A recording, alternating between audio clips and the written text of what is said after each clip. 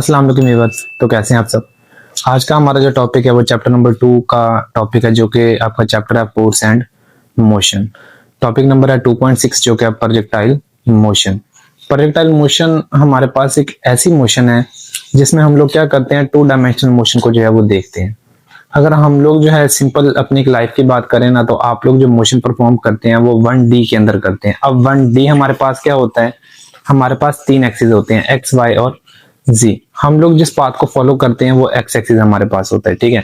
सिर्फ आप लोग एक ट्रैक के ऊपर क्या कर सकते हैं, स्ट्रेट मूव कर सकते हैं। अभी तक आप लोग जो चीज पीछे 9th 10th के अंदर स्टडी करके आए हैं वो हमारे पास ये है कि हमारे पास एक ऑब्जेक्ट है,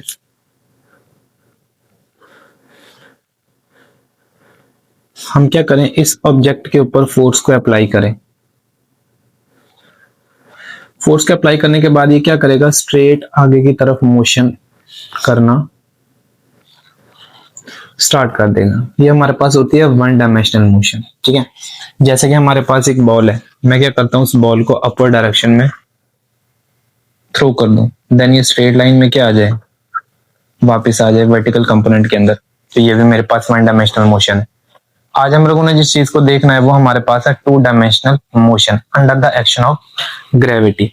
जब भी हम लोग ग्रेविटी के अंदर खुद को मूव करवाते हैं तो आपकी जो मोशन होती है वो क्या होती है, टू डायमेंशनल मोशन होती है। तो उसी चीज को हम लोगों ने क्या करना है, डील आउट करना है। और अगर आप हमारे चैनल के ऊपर न्यू है तो हमारे चैनल को जरूर सब्सक्राइब और लाइक करें। और अगर आप हम लोगों को जो है टिकटॉक के ऊपर वॉच कर रहे हैं तो बायो में हमारा लिंक है, जिसमें जाकर आप लोग जो है यूट्यूब चैनल को सब्सक्राइब कर सकते हैं, जहां पर आप लोगों को डिटेल टॉपिक जो है वो मिल जाएंगे सभी चैप्टर्स के। तो अब हम लोग देखते हैं प्रोजेक्टाइल मोशन को। और जो प्रोजेक्टाइल मोशन होता है, सबसे पहले इसकी डेफिनेशन है हमारे पास।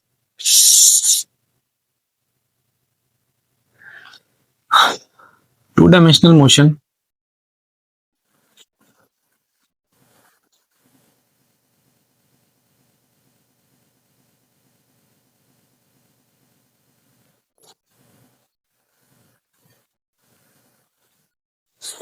Under the action of gravity.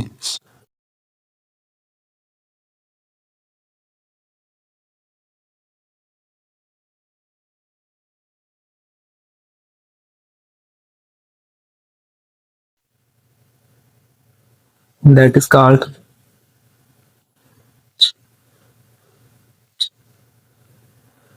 Projectile motion.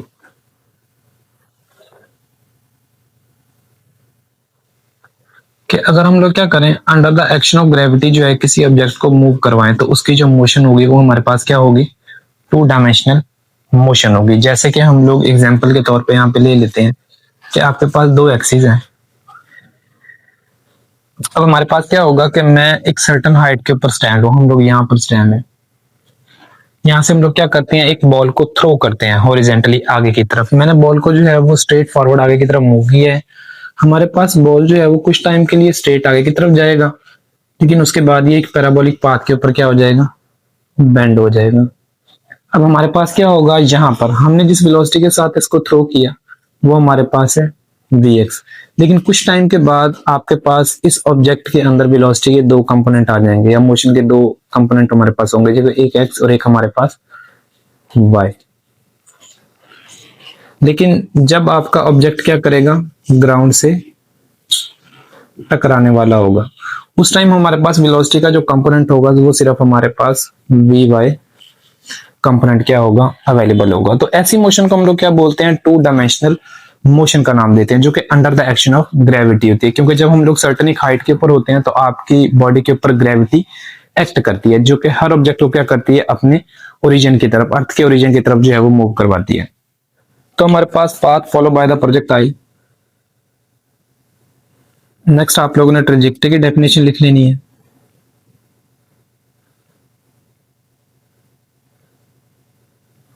Path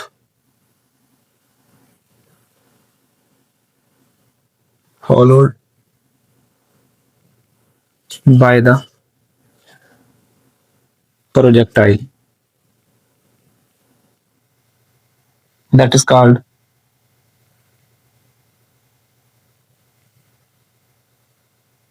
trajectory।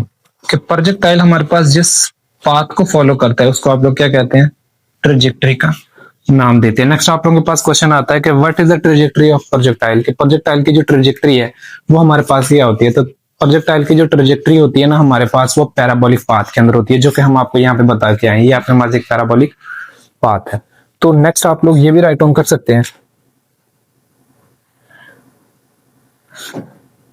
Trajectory of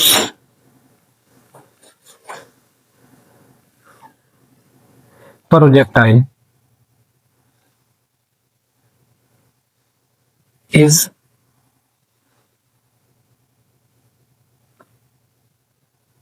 parabolic. ठीक है, इंपॉर्टेंट आपके पास एमसीक्यू के पेपर के पॉइंट ऑफ व्यू से आपके पास इंपॉर्टेंट क्वेश्चन है। ओके, आई होप सो आप लोगों को यहाँ तक जो है वो क्वेश्चन समझ आया होगा। नेक्स्ट हम लोगों ने इसकी एक्सप्लेनेशन देखनी है। हमने इसकी डेफिनेशन देख ली, इसकी ट्रेजेक्टरी देख ली, और ट्रेजेक्टरी हमारे पास होती किस तरह की है वो भी हम लोगों ने क्या कर दिया, एक्सप्लेन कर दिया।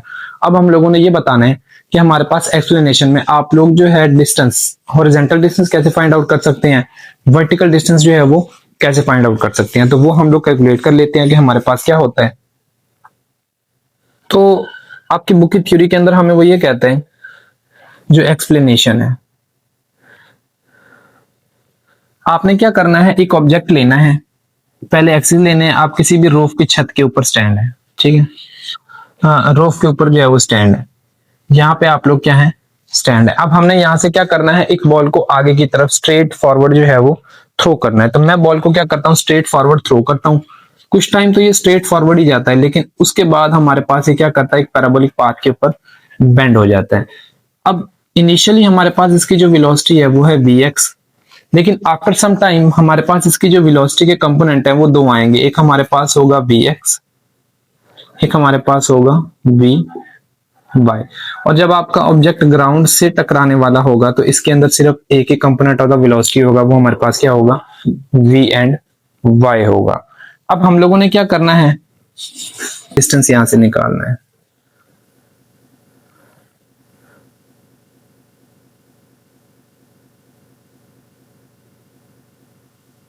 मुझे क्या चाहिए, हॉरिजॉन्टल डिस्टेंस चाहिए। अच्छा, आपका जब ऑब्जेक्ट एक हॉरिजॉन्टल पाथ के ऊपर मूव करता है ना, तो हमेशा याद रखना है कि उसके ऊपर जो फोर्सेज एक्ट करती हैं ना, वो दो तरह की फोर्सेज एक्ट कर रही होती हैं। एक तो हमारे पास होती है एयर फ्रिक्शन, जिसको आप लोग ड्रैग फोर्स का नाम देते हैं। एक आपके पास होती है फ्रिक्शन, ठीक है, जो आपकी अर्थ के अंदर प्रेजेंट होती है। कि एक तो हमारे पास क्या है, फ्रिक्शन, सेकेंड आपके पास है एयर फ्रिक्शन। अगर हम लोग क्या करें, एयर फ्रिक्शन को किसी तरह से खत्म कर दें, इसको हम लोग क्या कर दें, निगलेक्ट कर दें। और एयर फ्रिक्शन को हम लोग निगलेक्ट कर ही सकते हैं किसी भी वैक्यूम चैम्बर के अंदर, तो इसको भी आप लोगों ने क्या कर देना है, निगलेक्ट कर देना है। तो हमारे पास क्या होगा, बॉडी के ऊपर लगने वाली जो फोर्स है वो क्या हो जाएगी, जीरो हो जाएगी, क्योंकि मेरे पास एयर फ्रिक्शन भी जीरो हो गई और फ्रिक्शन भी हमारे पास क्या हो गई, जीरो हो गई। Now the net force is, net force is zero. हमारे पास नेट फोर्स क्या हो जाएगी, जीरो हो जाएगी। तो according to Newton second law, according to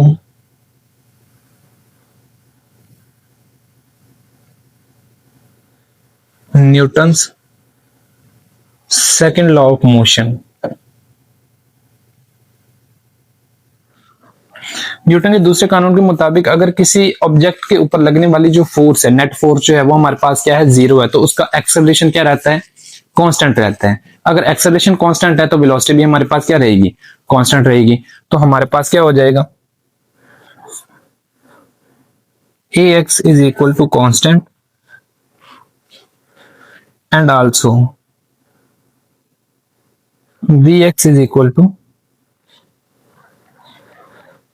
constant. तो मेरे पास ax भी कांस्टेंट हो गया और vx भी क्या हो गया, कांस्टेंट हो गया हमारे पास। तो यहां पर हम लोगों ने फॉर्मूला यूज करना है डिस्टेंस का। तो डिस्टेंस का फॉर्मूला हमारे पास क्या होता है, as we know that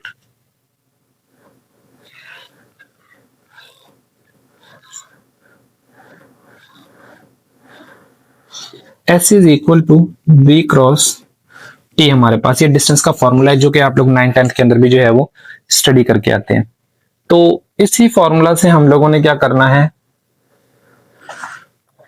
value को निकालना है। अगर मैं क्या करूं, एस को जो है वो एक्स में चेंज कर लूं, वी को वी एक्स में चेंज कर लूं, और टाइम तो हमारे पास रहेगा ही टी, इसमें तो कोई चेंज आएगी नहीं। तो हमारे पास ये जो फॉर्मूला है वो राइट ऑन हो सकता है कि आपके पास जो एस है वो हमारे पास चेंज हो जाता है एक्स में, वी है वो चेंज हो जाता है वी एक्स में। सो हमारे पास क्या होगा, x is equal to v x cross t. तो ये इक्वेशन लगा के आप लोग क्या कर सकते हैं, हॉरिजॉन्टल डिस्टेंस को फाइंड आउट कर सकते हैं। ओके, तो नेक्स्ट हम लोगों ने फाइंड आउट करना है इसका वर्टिकल डिस्टेंस के, वर्टिकल कंपोनेंट के अलोंग जो है आप लोग डिस्टेंस को किस तरह से फाइंड आउट कर सकते हैं। अगर मैं क्या करूं, वर्टिकल डिस्टेंस फाइंड आउट करना चाहूं,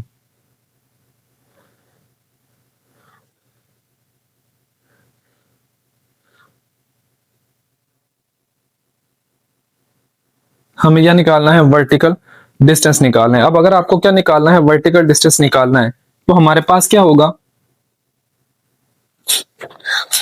आपको निकालना है नेक्स्ट वर्टिकल डिस्टेंस। अब देखें, अगर आपको वर्टिकल डिस्टेंस निकालना है ना, जब भी ऑब्जेक्ट एक सर्टेन हाइट के ऊपर होता है ना, ऑब्जेक्ट के ऊपर क्या करती हैं, दो तरह की फोर्सेज एक्ट कर रही हैं, एयर फ्रिक्शन और ग्रेविटी। अब दो तरह की फोर्सेज है, एयर फ्रिक्शन और हमारे पास क्या है,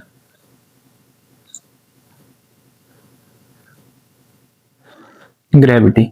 चलें एक टाइम के लिए हम लोग मान लेते हैं कि हम एयर फ्रिक्शन को क्या कर सकते हैं, खत्म कर सकते हैं। इसको हम लोगों ने क्या कर दिया, निगलेक्ट कर दिया। लेकिन ग्रेविटी को आप लोग कभी भी निगलेक्ट नहीं कर सकते। ग्रेविटी हमारे पास क्या रहेगी, प्रेजेंट रहेगी, इसको खत्म किया नहीं जा सकता हमारे पास। तो ये मेरे पास नॉन इनर्शियल केस बन जाता है, ये मेरे पास इनर्शियल केस है और ये मेरे पास नॉन इनर्शियल केस बन जाएगा। तो यहां पे आप लोगों ने क्या करना है, यूजिंग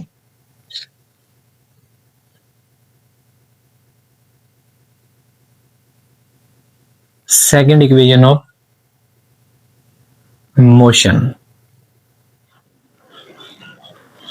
तो सेकेंड इक्वेशन ऑफ मोशन अगर आप यूज करेंगे तो s is equal to we i t plus 1/2 and a t का स्क्वायर। तो ये इक्वेशन आप क्या कर सकते हैं, यूज कर सकते हैं। यहां पर हमारे पास क्या होगा, जो एस है वो हमारे पास चेंज होगा वाई में, जो वी आई है वो हमारे पास चेंज हो जाएगा वी आई वाई के अंदर। और देखें इनिशियली हमारे पास जो वेलोसिटी का कंपोनेंट है वो कौन सा है, वी एक्स। वी वाई का कंपोनेंट हमारे पास कुछ यहां पर आके आता है जब हमारे पास वेलोसिटी वेरी करती है विद रिस्पेक्ट टू टाइम। तो यहां पर हमारे पास वी वाई का कंपोनेंट प्रेजेंट ही नहीं है। अगर वी वाई का कंपोनेंट प्रेजेंट नहीं है तो initial velocity of the vertical component जो है हमारे पास क्या हो जानी चाहिए, जीरो हो जानी चाहिए। एंड जो एक्सेलरेशन है वो हमारे पास किस में चेंज हो जाना चाहिए, ग्रेविटी के अंदर, क्योंकि जब भी ऑब्जेक्ट हमारे पास सर्टेन एक हाइट के ऊपर मूव करते हैं तो वो हमारे पास उनके ऊपर जो है वो ग्रेविटी एक्ट करती है। तो मेरे पास क्या होगा, s is equal to we i by t plus 1/2 and g t का स्क्वायर। तो ये फैक्टर मेरे पास क्या हो जाएगा, जीरो, और ये वाला हमारे पास हो गया था y। तो हमारे पास क्या होगा, y is equal to 1/2 and g t का स्क्वायर। तो ये फॉर्मूला लगा के आप लोग क्या कर सकते हैं, वर्टिकल कंपोनेंट के अलोंग जो है वो वर्टिकल डिस्टेंस जो है वो फाइंड आउट कर सकते हैं। आई होप सो आप लोगों को यहाँ तक ये समझ आया होगा। नेक्स्ट हम लोग जो है magnitude of the velocities calculate कर लेते हैं। पहले हमें वेलोसिटी के कंपोनेंट निकालने हैं, फिर उसकी मैग्नीट्यूड निकालनी है, देन उसकी हमें क्या निकालनी है, डायरेक्शन की वैल्यू फाइंड आउट करनी है। तो नेक्स्ट हम लोग जो है फाइंड आउट कर लेते हैं इसके हॉरिजॉन्टल कंपोनेंट और वर्टिकल कंपोनेंट्स को। अब ये देखें, जब भी हम लोग बात करेंगे ना horizontal component of the velocity की और vertical component of the velocity, तो हम लोगों ने क्या करना है, पहले हम लोगों ने बॉल को थ्रो किया था किसी रोप से खड़े होके, स्टैंड होके, लेकिन अब हम लोगों ने क्या करना है, किसी ग्राउंड से बॉल को हिट करना है। जैसे कि हमारे पास फुटबॉलर जो है वो फुटबॉल को क्या करते हैं, किक करते हैं ग्राउंड से। तो आपका जो फुटबॉल है वो क्या करता है, एक पैराबोलिक पाथ के अंदर नीचे की तरफ आता है। तो वो हमें कहता है, सपोज करें कि हमारे पास क्या है, एक ऑब्जेक्ट है, ये एक्सिस है, एक्स और वाई। हमने क्या करना है, एक फुटबॉल लेना है और उसको किक करना है वर्टिकली अपवर्ड डायरेक्शन में, तो आपका फुटबॉल कुछ यूं जाएगा और कुछ इस तरह से जो है वो डाउनवर्ड डायरेक्शन में आ जाएगा। ठीक है, ये हमारे पास हो गया ओरिजिन, ये हमारे पास हो गया एंगल थीटा। अब देखें हमारे पास ऑब्जेक्ट जो है हम लोगों ने इसको थ्रो किया था किसी वेलोसिटी v के साथ वर्टिकली अपवर्ड डायरेक्शन में, लेकिन विद रिस्पेक्ट टू टाइम हम लोग देखेंगे कि हमारे पास ऑब्जेक्ट के जो है वो कितने कंपोनेंट आएंगे, दो कंपोनेंट्स जो है वो वेलोसिटी के यहाँ पर गिवन आ जाएंगे। ये हमारे पास हाइट है h जो कि मैक्सिमम हाइट हमारे पास कवर हो रही है, और इसके हमारे पास दो कंपोनेंट है, एक आपके पास हो गया जी vx और एक हमारे पास क्या आ जाएगा v एंड y आ जाएगा। देन हमारे पास vx और आपके पास v एंड y, कुछ इस तरह से आपका ऑब्जेक्ट क्या करेगा, मूव करना स्टार्ट करेगा। तो हमें क्या करना है, हॉरिजॉन्टल कंपोनेंट ऑफ वेलोसिटी जो है वो फाइंड आउट करना है। तो हमारे पास क्या होगा, दे हैव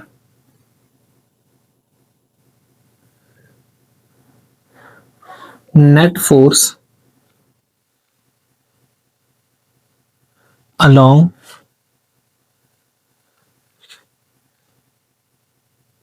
horizontal direction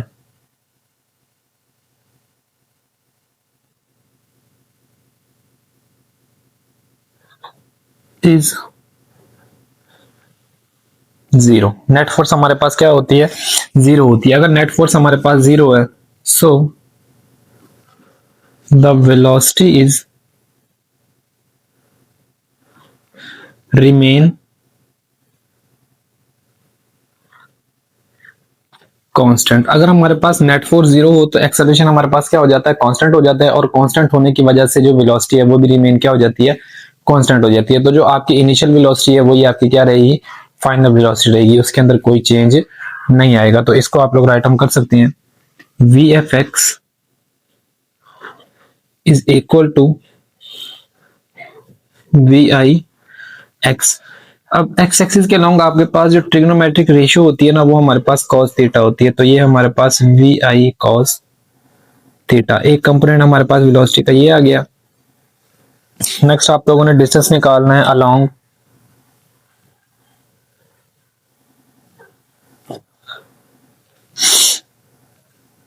तो वो हमारे पास है वर्टिकल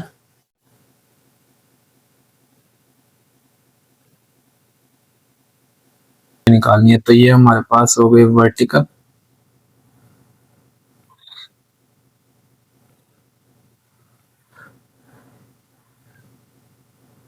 कंपोनेंट ऑफ वेलोसिटी। ठीक है, यहाँ पर हमारे पास क्या होगा कि जो वेलोसिटी है वो वेरी करेगी point to point, her point पर आपके पास वेलोसिटी की वैल्यू क्या होती जाएगी, चेंज होती जाएगी। वेलोसिटी इज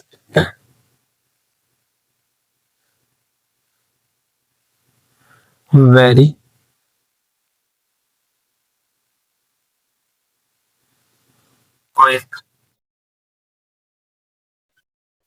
पॉइंट, आपकी वेलोसिटी जो है वो वेरी करेगी वर्टिकल कंपोनेंट के अलोंग पॉइंट टू पॉइंट। तो आप लोगों ने क्या करना है, यहाँ पर using first equation of motion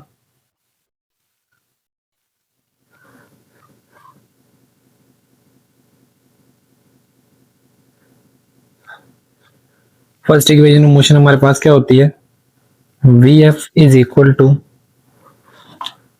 we I plus A N T. अब यहाँ पर जो वी एफ है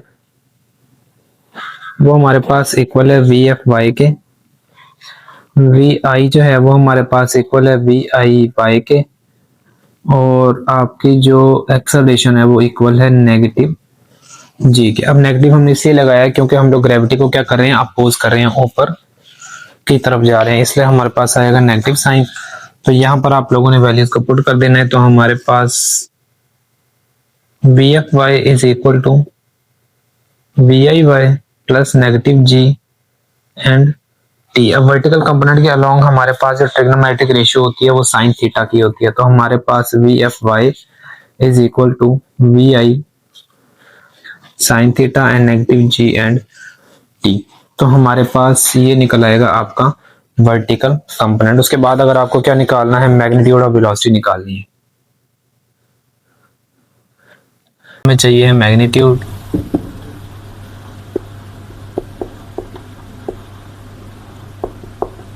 ठीक है। अब मैग्नीट्यूड के लिए क्या होगा, velocity v is equal to V F X का square plus V F Y का स्क्वायर। तो इस फॉर्मूला से आप लोग क्या निकाल सकते हैं, मैग्नीट्यूड निकाल सकते हैं। वो चाहे तो आप ये वैल्यू और ये वैल्यू यहाँ पे पुट कर लें, और अगर ना चाहें तो भी कोई मसला नहीं है, आप लोग पेपर के अंदर जो है वो इसी तरह से राइट डाउन कर सकते हैं। देन आप लोगों को चाहिए है डायरेक्शन,